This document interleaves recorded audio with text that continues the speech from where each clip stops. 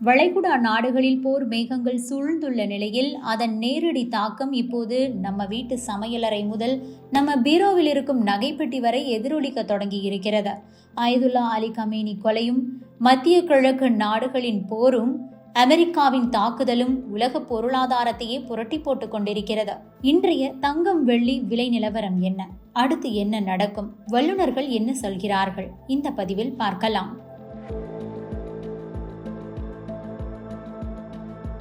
சர்வதேச சூழல்களால் இன்றைய தினம் தங்கம் விலை உயரும் என்று எதிர்பார்க்கப்பட்டது.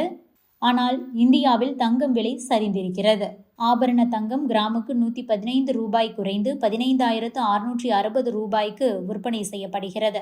ஆபரண தங்கம் சவரனுக்கு 920 ரூபாய் குறைந்து 1,25,280 ரூபாய்க்கு விற்பனையாகிறது. அதேபோல வெள்ளி விலையும் கிராமுக்கு 10 ரூபாய் குறைந்து 315 ரூபாய்க்கு விற்பனை செய்யப்படுகிறது.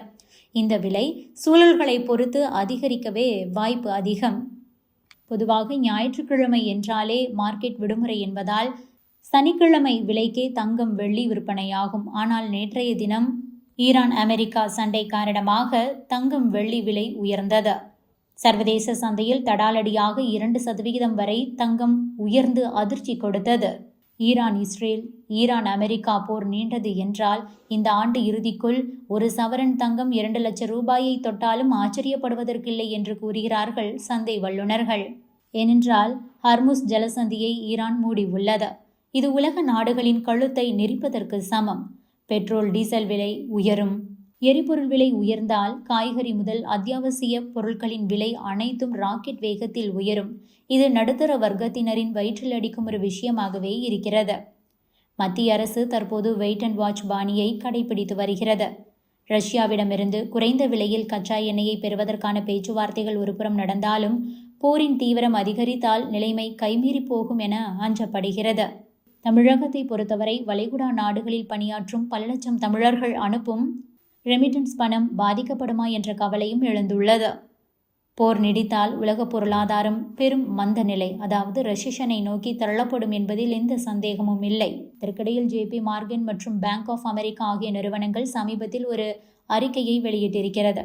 அதாவது தங்கம் விலை $6,000 அளவை எட்டும் என்று கணித்திருக்கிறார்கள். இதில் முக்கியமாக JP மார்கன் இந்த ஆண்டு மத்திய வங்கிகள் மற்றும் முதலீட்டாளர்களின் மத்தியில் நிலவக்கூடிய அதிகப்படியான தேவை காரணமாக 2026ஆம் ஆண்டின் இறுதிக்குள் 1 அவுன்ஸ் தங்கம் $6,300 வரை உயரலாம் என்று கூறியிருக்கிறது. இது உலக பொருளாதாரத்தில் பெரும் மாற்றத்தையே காட்டுகிறது. இதன் ஆரம்ப புள்ளியாகத்தான் ஈரானுக்கு எதிராக அமெரிக்கா மற்றும் இஸ்ரேலின் தாக்குதல் அமைந்துள்ளது.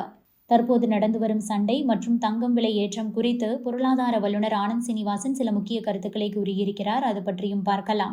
இது தொடர்பாக அவர் தனது யூடியூப் பக்கத்தில் என்ன சொல்லியிருக்கிறார் என்றால், இப்போது மக்கள் அனைவரும் ஆக்டிவ் மியூச்சுவல் ஃபண்டுகளை விட்டுவிட்டு தங்கம் பின்னால் போய்விட்டனர். எனவே ஆக்டிவ் மியூச்சுவல் ஃபண்டுகளின் டர்ன் ஓவர் என்பது குறைந்துள்ளது.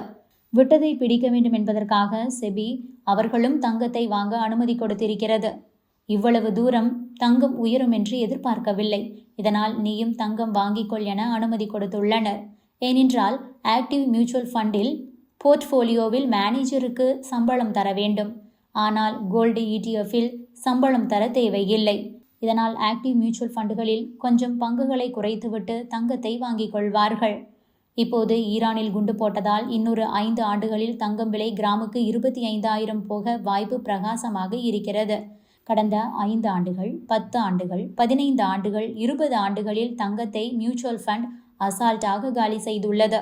இந்த காலகட்டத்தில் மியூச்சுவல் ஃபண்ட் தங்கத்தை விட அதிக லாபம் கொடுத்ததே இல்லை.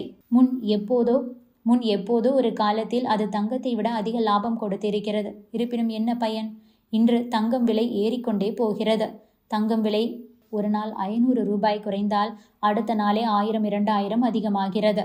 தங்கம் விலை கிராமுக்கு 25,000 ரூபாய் போய்விடும் என்று பலரும் சொல்கிறார்கள்.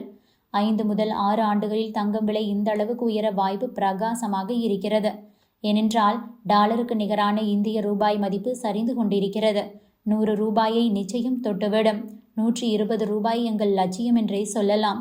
ரூபாய் மதிப்பு இந்த அளவுக்கு சரிந்தால் தங்கம் விலை சர்வதேச அளவில் உயரவில்லை என்றாலும் கூட இந்தியாவில் 20% முதல் 30% உயர்ந்துவிடும். அதாவது ரூபாய் மதிப்பு காரணமாக தங்கம் விலை 20,000 ரூபாய் போய்விடும். பிறகு ட்ரம்ப் வந்து அது இது என அறிவிப்புகளை வெளியிட்டால் தங்கம் விலை மற்றொரு 5,000 உயர்ந்து 25,000 ரூபாய்க்கு போய்விடும். நமது மக்கள் எல்லோரும் முட்டாள்கள் கிடையாது. 1 வருஷம் ஏமாறுவார்கள், 2 வருஷம் ஏமாறுவார்கள், 5 வருஷம் கூட ஏமாறுவார்கள். ஏமாந்து கொண்டே இருப்பார்களா என்ன? பொருளாதார வல்லுநர்கள் சொல்வதை கேட்பார்கள். இதனால் மியூச்சுவல் ஃபண்ட் முதலீடு குறைகிறதே என தெரிந்து வைத்திருக்கிறார்கள். கடந்த 2 ஆண்டுகளில் மியூச்சுவல் ஃபண்ட் பெரியதாக லாபம் கொடுக்கவில்லை. அதே காலகட்டத்தில் ஏதாவது கடன் பத்திரத்தில் முதலீடு செய்திருந்தால் நல்ல வட்டி கிடைத்திருக்கும்.